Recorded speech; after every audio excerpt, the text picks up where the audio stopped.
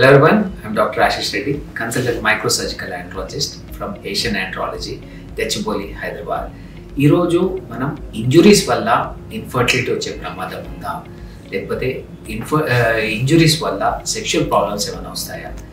Any kind of genital injuries అంటే మీ టెస్టిస్కి injury కానీ మీ అంగానికి injury కానీ లేకపోతే ఈ స్క్రోటమ్ ఇంజురీ కానీ ఈ మూడు ఇంజురీస్ వల్ల డెఫినెట్లీ మీకు కొన్నిసార్లు ఇంజురీ చాలా సివియర్గా ఉంటే మీకు అంగస్తమన సమస్య రావచ్చు, అంటే ఎరెక్టైల్ డిస్ఫంక్షన్ రావచ్చు.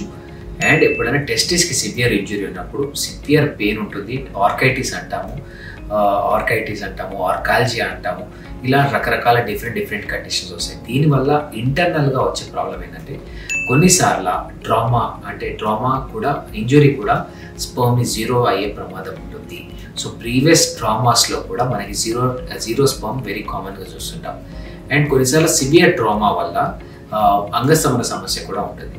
సో ఫస్ట్ మీరు ఈ ఇంజురీ అయిన తర్వాత భయపడాల్సిన అవసరం లేదు. ఫస్ట్ కొన్ని బేసిక్ టెస్ట్స్ ఉంటాయి.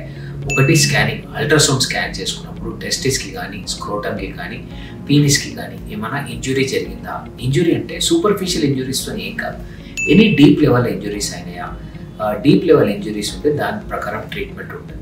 ఒకవేళ సూపర్ఫిషియల్ ఇంజురీస్ ఉంటే బేసిక్లీ సింపుల్ ఐస్ పెట్టుకున్నప్పుడు కూడా ఆ లోకల్ ఇన్ఫ్లమేషన్ అంటే లోకల్ స్వెల్లింగ్ కూడా ఆటోమేటిక్గా తగ్గిపోయే ఛాన్సెస్ ఉంటాయి.